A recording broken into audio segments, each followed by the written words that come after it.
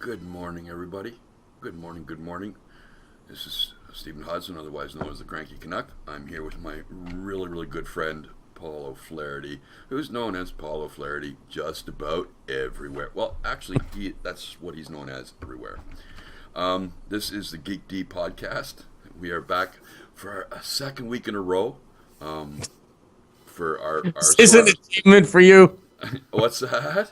Is this an achievement for you too? Well, listen, my week has been kind of insane because I started a new show in the mornings on Twitch through my Cranky Canucks stuff.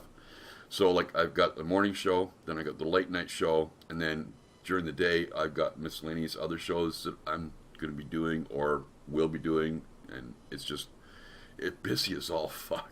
And plus trying to do client work, plus trying to do posts and shit like that. Like, I'm too old for this shit, but I'm having too much fun. I really, it's nuts. It's nuts.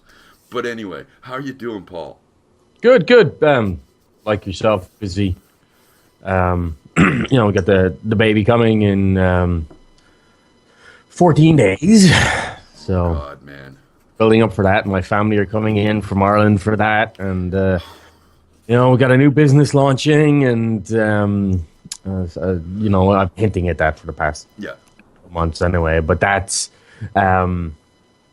really launching next week. So we're at the point now where we're getting the bank account set up. We're both in that situation of just like too much shit all happening at once. Too much shit all happening at once, because it always happens at once, but that's life, and you just gotta embrace it and run with it. And, that is the reason why you are up, actually recording this podcast at what for you is an ungodly hour. Well, I've already been at work for 3 hours, but like I said, I'm doing the morning show on Twitch, and by the way, numbers are just insane. Like, we're top slot morning show time for Twitch, so it's I actually can get up this early and be functional as long as I've got enough coffee into me, but it's a little rough, but we'll see if we can make this a habit. Anyway, guy, what tech wise, what do we got this week? Have we got anything really tech, or are we more entertainment this week? Oh, there's not a lot of tech. I mean, Google's Arc Welder is out, which is a Chrome extension, pretty much, that lets you run Android apps. Oh, tech-wise, I'm sorry to jump in, but have you seen Project Spartan? I've seen the previews for it. I haven't actually played with it myself. I am. The UI, I know the UI is very sort of early on. I get the feeling that this is not anything close to what the UI on Project Spartan will be. It already takes up more screen real estate than IE11, which is kind of bucking the trend. I know that they have a problem because they're trying to do these universal apps that, it's going to have to be touch friendly at the same time. But then again, the fact is that Windows 10 and even Windows 8 are capable of distinguishing which platform that they're on, so they should be able to display a different or scale the UI. It looks okay. Reading about it on Ars Technica the other day, they were saying that it actually scores less than IE11 running the same engine in terms of compatibility. But bear in mind, folks, that the difference is only like 7 or 8 points. Yeah. And this is very early alpha you're looking at. I've been using it because it came in the latest update to Windows 10 preview. Mm-hmm. I like the look of it. It's simple. It's like it takes all the extra shit out of the way. It's even simpler interface wise than Chrome. See, I wouldn't get too invested. The problem with it is this, right? That right now all we can really care about is benchmarks and how it renders. Yeah. Because it's way too early in the game to know what the UI is going to be like, to know what other features they're going to add or remove. I mean, I know they're doing like inline annotation on web pages. which can then, I think, be exported out to OneNote. And there's another tool coming out from Microsoft that I just tried to get in on the beta for, and I couldn't. It's a scanning tool. You take a picture with your phone, and it goes to OneNote, but it auto corrects the images and does OCR recognition. What the hell is the name of it? I was trying to get in on the beta yesterday, but to get in on the beta, you have to join the Google Plus community, and you have to like click 2 links, and I couldn't get it to work for me. A Microsoft product. Yeah. That you have to join the Google Plus group. What? Because it's being launched on Android and iOS, right? It's already on Windows Phone. Smart move. It's already on Windows Phone. Somebody, readers, listeners, please email us or leave us a message with the product that I'm thinking about. But yeah, it's basically you take a picture of documents. And it does the optical character recognition, but it also cleans up the image. So, for example, if you take a picture of a document and it's at an angle, it will straighten it. It will clean up the text and make it flat and searchable, Okay. Which is pretty cool. So, yeah, I'm kind of interested in that. But to answer your previous question, beyond Google's Arc Welder, which I'm kind of interested in from an Android development point of view, because, it lets us know where they're going with Chrome OS, with Chrome, with Android, in the sense that, they are trying to make it so that Android apps will run in Chrome OS and as an extension on iOS. I'm getting tired of extensions in Chrome. They are pigs. Yeah, but Steve, let's be honest. You said the same thing about Firefox back in the day. Yeah, and I don't use Firefox. Yeah, but the problem is, Steve, that the day a browser comes along that doesn't have extensions, you will use it for about 2 months and then you will get pissed off with it because you won't be able to do all the things that you can do because extensions are enabled. This isn't about extensions being hogs. It's about the extensions that you choose being hogs. Which is why you have to be very careful about the extensions that you put in. Yeah, but anyway, it's no, not going to go down. Now the other really important news, the most from actually a couple really important ones. Bigger than Comcast rolling out 2 gigabit fiber to Atlanta. Yeah, so they can really ram it up your ass. Because they'll give you 2 gigabyte fiber, symmetrical. They haven't announced the price yet. They said it's going to be everywhere, right? But you know that they'll still have 50 gig caps or something. Yeah, fuck you. Halo 5. Yeah, what's to be said about it? Not a lot, except that it's coming out October 27th. Well, I don't know. I've been covering quite a number of not stories about it, but a lot of I don't know, people digging into. Okay. They released the 2 trailers, and yeah, have you seen them? No. Okay, I'll give you a brief idea. You've got Agent Locke, who is now Spartan Locke, right? And you've got Master Chief, who is now a traitor. And you get one single point in the game, but from 2 different perspectives with a different endpoint in the same story. Yeah.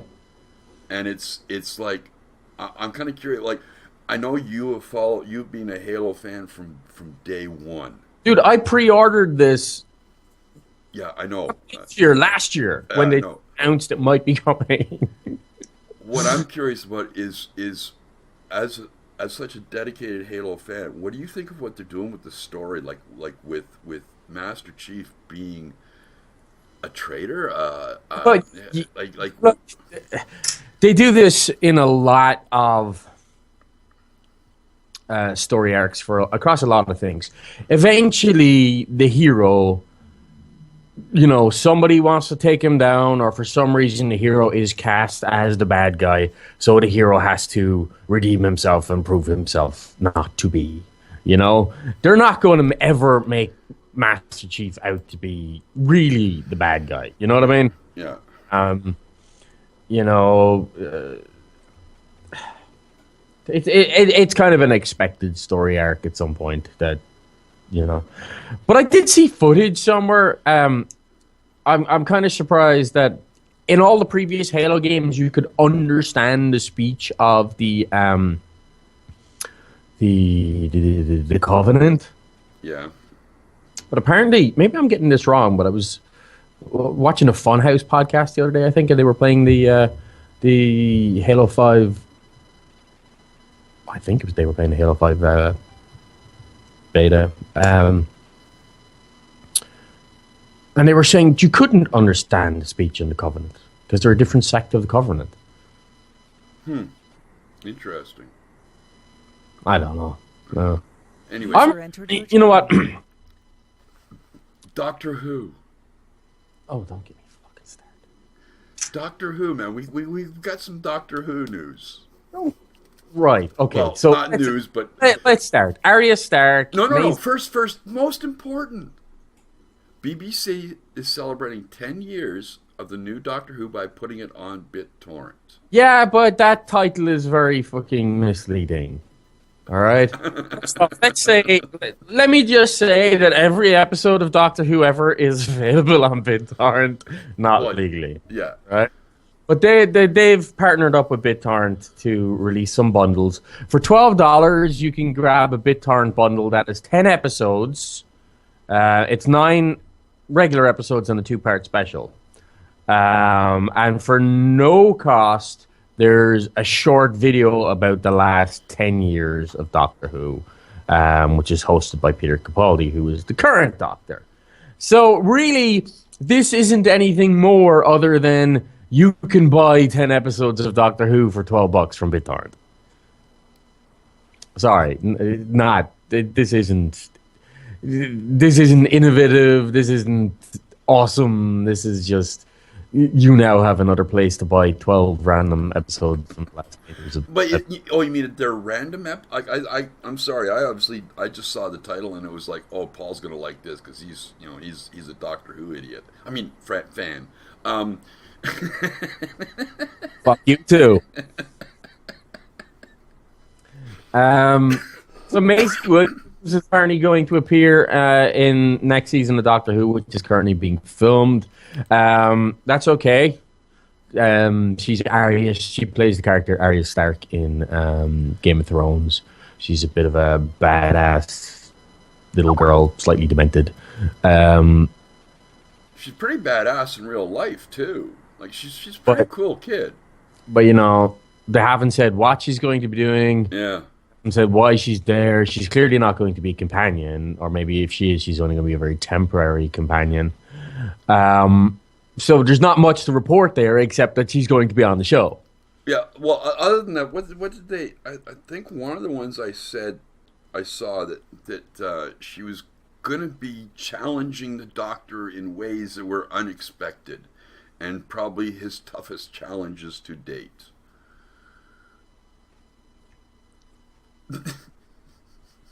You can read what you want into that. Maybe she's going to stab him in the testicles repeatedly, which will be one of his toughest challenges to date.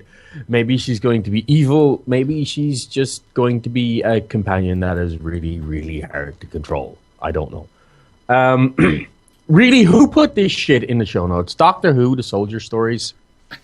All right, look, I am all for fan fiction, right?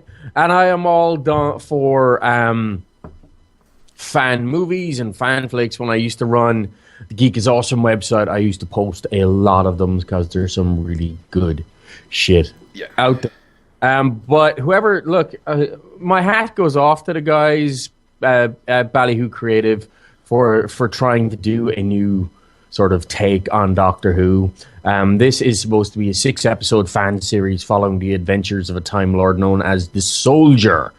And to quote the story that you have in here, the Soldier is a darker, more realistic look at the Doctor Who universe. Who was high when they wrote more realistic Doctor Who universe? Seriously? I couldn't get into it. I watched the first 20-minute episode and I couldn't get into it. They're trying really hard. The acting was overly ridiculous. Yeah, it wasn't the best. The premise of a Time Lord who just goes around shooting people because he can with a regular old 9mm is retarded. Because, like, I'm sure a Time Lord would have a much better weapon for dealing with fucking Cybermen than a regular 9mm pistol. A sonic screwdriver that can open portals in regular doorways. Squeeze me buttercup, call me Sunday. The main female character is supposed to be an ex-US Marine that acts like a startled deer in the headlights rather than somebody who has any Well, ability. she's supposed to have PSTD, a severe case. So,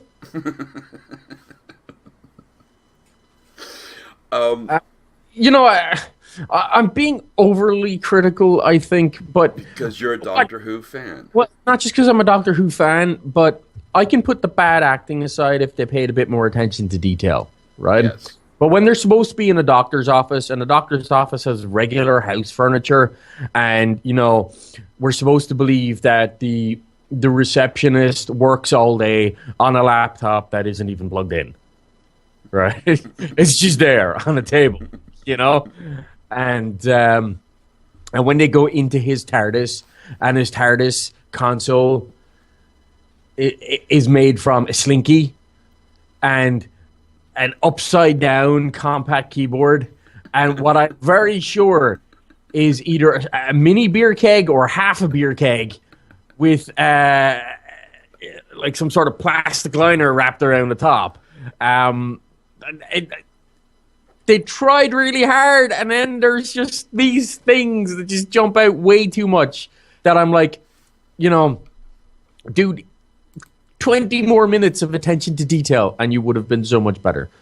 But you know what? Fair juice to them for trying something new, but it don't work. No, I have to admit, like I watched it, and I've seen better fan made web Yeah, they need shows. they need to spend a bit more time like looking at some of the Star Wars fan stuff that is out there. Like even some of the Fallout fan stuff, even the Halo. I'm not Halo, but even some of the Halo stuff. Half-Life. Like there's a lot of really good quality. As I said, I give them kudos for trying, but not too bad. Let's move on to some. I really want to get to the Deadpool news, but let's talk about the Mad Max Fury Road trailer first. Fuck! I want that movie. I want that movie so bad. You see, here's the problem I have with the Mad Max. Oh God! Oh, come on, man! It's a long trailer, and it's fucking awesome. And it's cut together with lots and lots of awesome shit happening really, really rapidly. It's exactly the kind of trailer I complained about last week, where I complained about they have shown us probably all the best bits of the movie. Well, you know that Tom Hardy signed on for 3 more. I don't care how many more he signed on for. It means nothing to me. They need to stop this shit where they release the entire movie for the movie. But okay, now it looks awesome. Yes. The chastity belt with the teeth is fucking scary looking.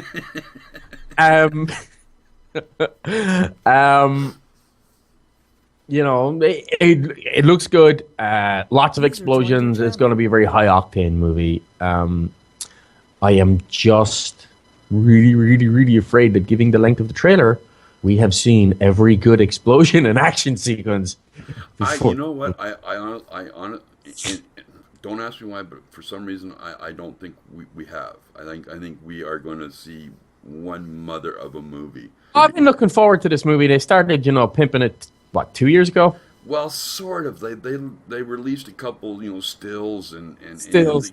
Yeah.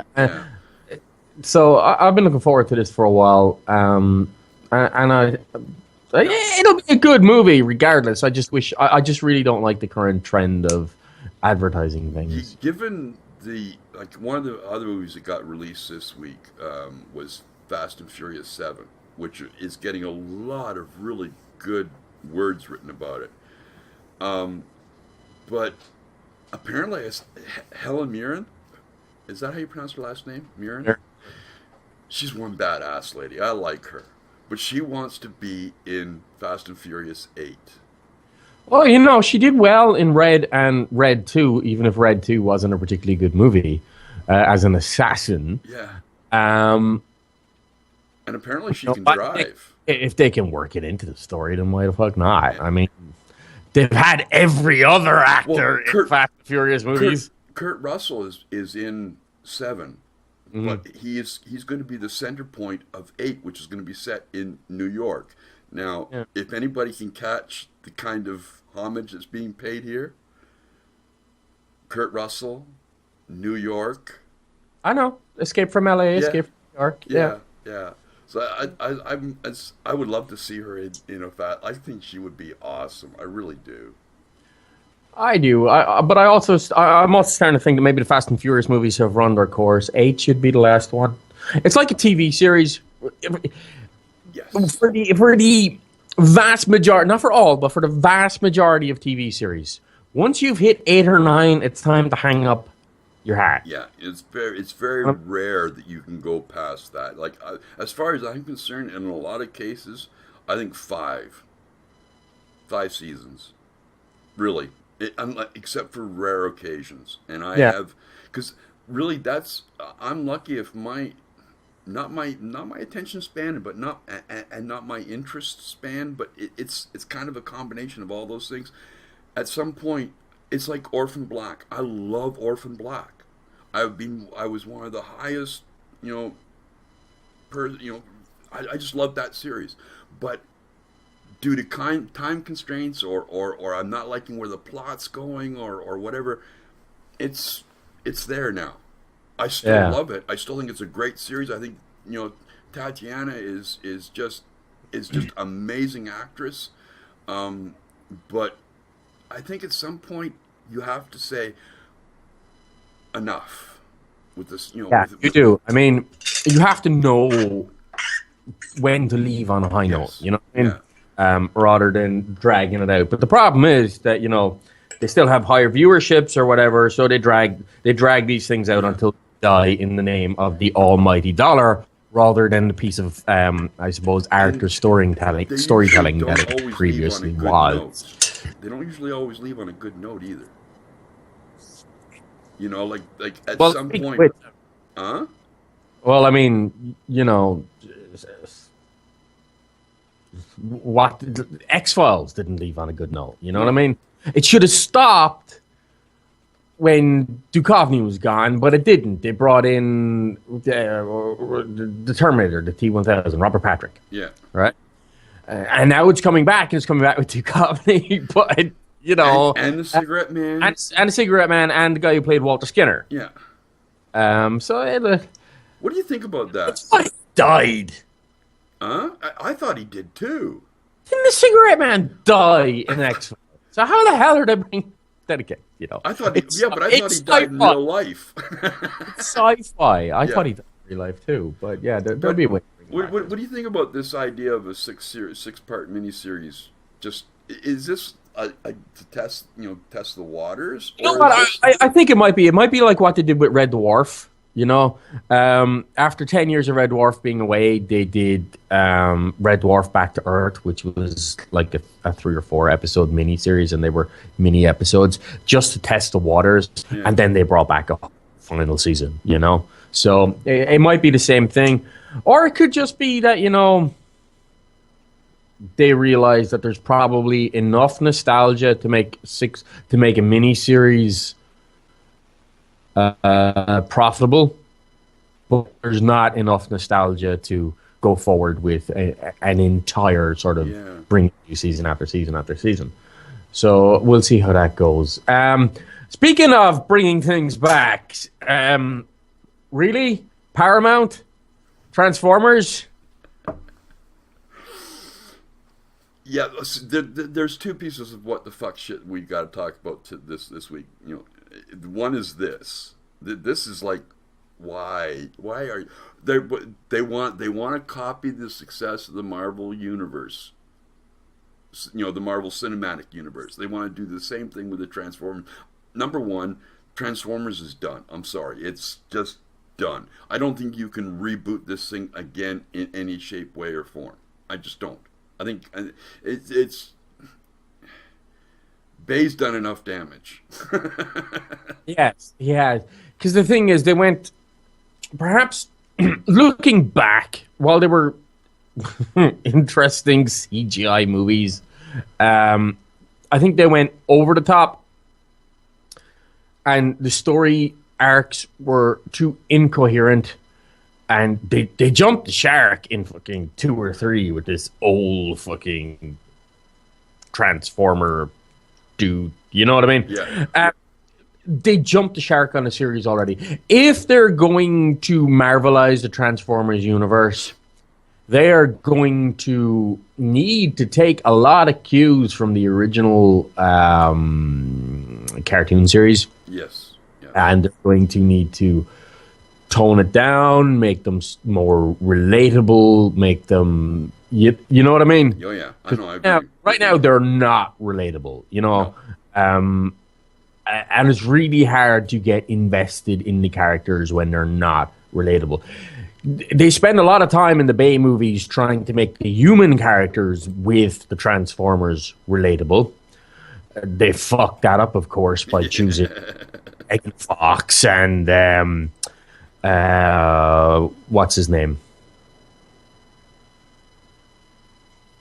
He was in the first 3 movies. The kid.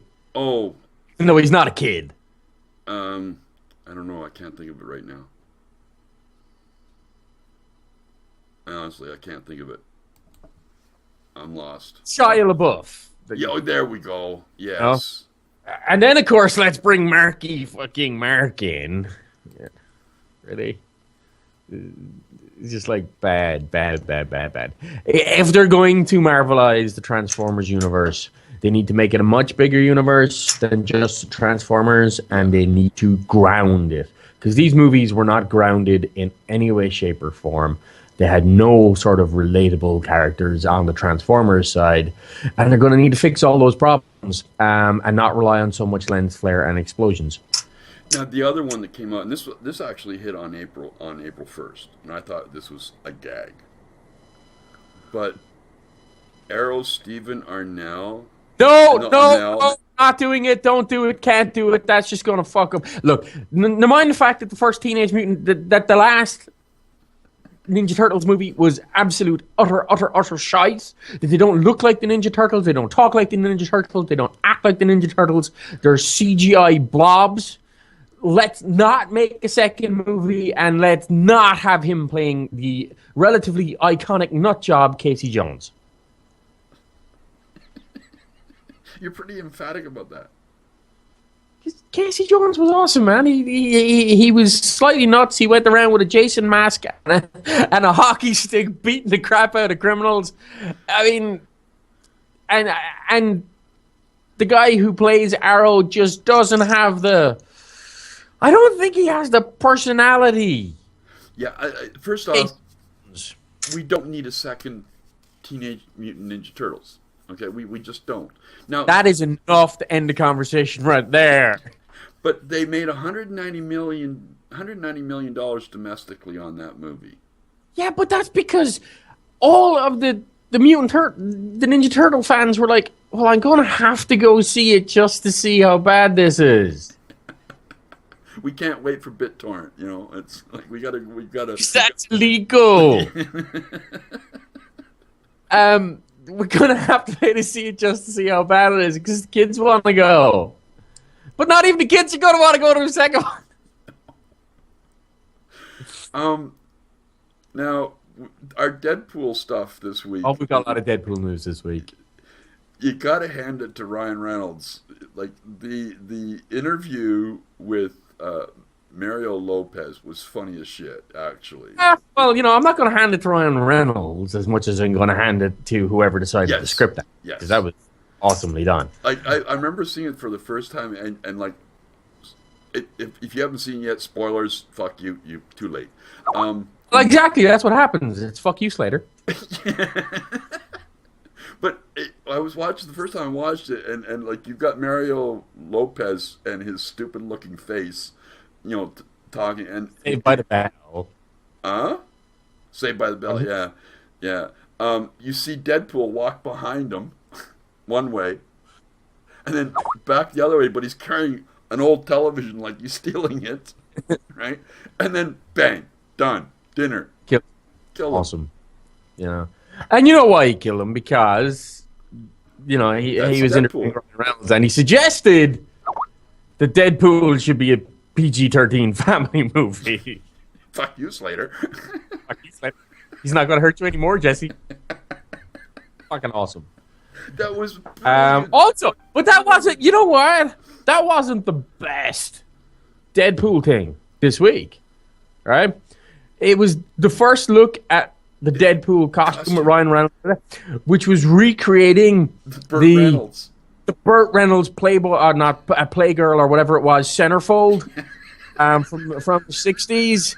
Was awesome. It was awesome. I mean, there was just that worked on so many different levels that even the people who didn't get the reference thought it was awesome. Yeah, Yeah. No, that was like, I'm not sure how much Ryan Reynolds, God help me here, is having an effect on how Deadpool is being done and everything around him, because I think he truly loves that character. I think he is just, Deadpool is to him, that's his iconic character to play, and he wants to make sure it's done right. Now, but you know what? We haven't seen the movie yet, so we can't judge, right? We have clips, we have things like this, and then we have what we can assemble from what we know of Ryan Reynolds acting past, etc., right? Yeah. Robert Downey Jr. has had many, many acting roles over his career, but he was, if such a thing, he was born to be Tony Stark. Yes, he was. There's no two ways about it. And I feel the same about Ryan Reynolds. That no matter what else he's done in his career, this is the one character he was put on this earth to portray. But I'm still scared. I'm still scared that Fox is going to fuck it up. And if they do, man, oh my god. That's, because I think we have the right actor with the right attitude, playing the right character. All it comes down to now is writing and how it is produced. Yes. And if they fuck that up. Now, I guess it depends on what the rating is going to be, whether it's going to be R. There's no doubt it should be R. No, it's going to be R. No, I mean, that was the point of this, him killing Mario Lopez. April Fools, duh. They don't know still. He's been on Twitter on this. He's still fighting this. This is not confirmed to be R yet. Fox still wants a PG-13. You can't make a PG-13 Deadpool. I know that. You and I both know that. The world knows that. But Fox is looking at the immense fortune that they think they can make on a PG-13 because they can get the kiddies in there. I'm sorry, but Deadpool's not a kiddie movie. Deadpool is an adult movie. The majority of people who are Deadpool fans are fucking adults. All right, so Slash Film is reporting that the Ryan Reynolds tweet was an April Fool's joke. No. It's still up in the air. Ryan Reynolds is still fighting to have this done as an R. He's fighting hard. But Fox is equally set on being PG-13. Now, Deadpool, Slash Film is reporting that it will be a R. Well, I hope so. I hope I'm wrong. I really, really do. See what IMDb says.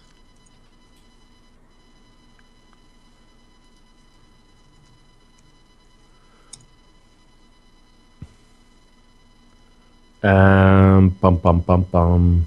Isn't it funny that when you go to IMDb to look up Deadpool, Ryan Reynolds is only the third piece of credit.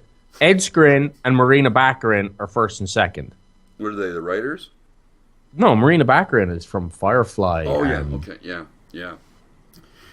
Well, this song we'll just have to wait and see what happens, I guess. Like, better be or Deadpool fans will be out in the streets. Either that, or they're going to have to push the envelope on PG-13. So far, it's cellophane. Well, don't get me wrong here, right?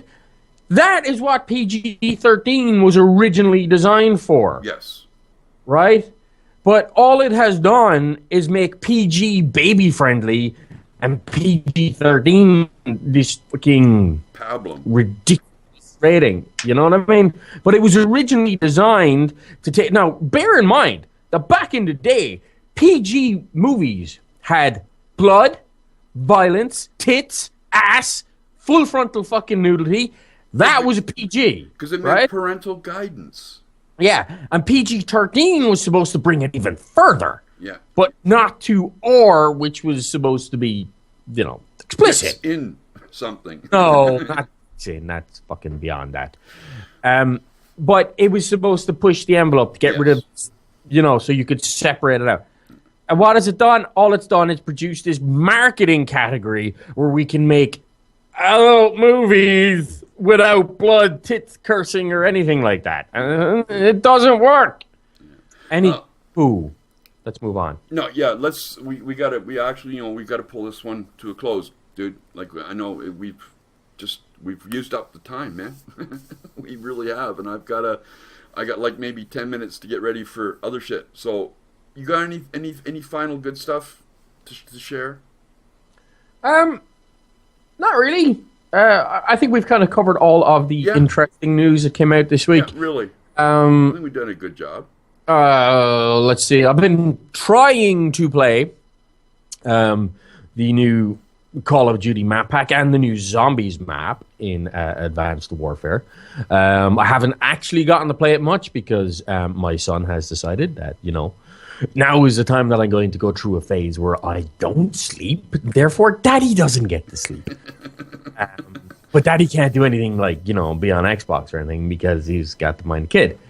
The new Zombies map looks interesting. It plays relatively interesting, and they seem to have upped the difficulty level. But then again, bear in mind, I've only played 2 rounds. Yeah.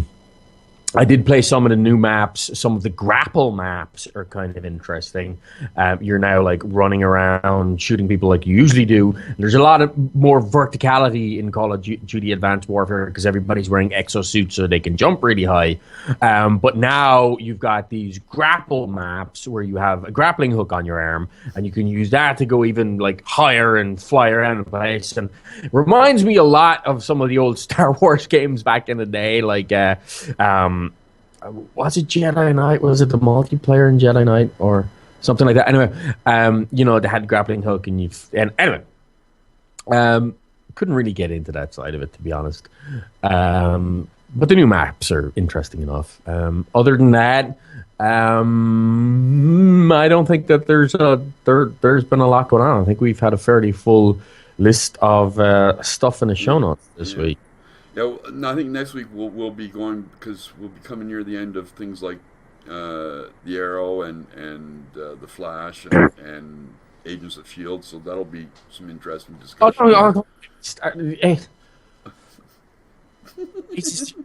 So I didn't watch it when it aired. I watched it last night, the latest episode. I haven't seen it.